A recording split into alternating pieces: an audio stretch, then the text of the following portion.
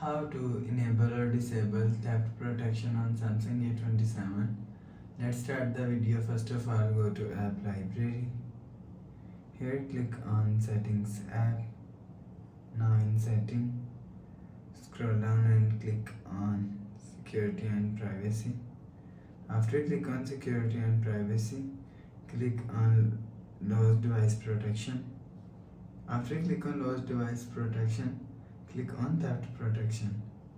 After click on theft protection, so if you want to enable or disable theft protection, so click on this option and turn on. You will see theft protection is enabled. If you want to disable theft protection, so turn off this button.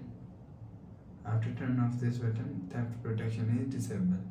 You will enable or disable theft protection from here. After the process, go back to home screen. Please subscribe for more new latest videos. Thanks for watching.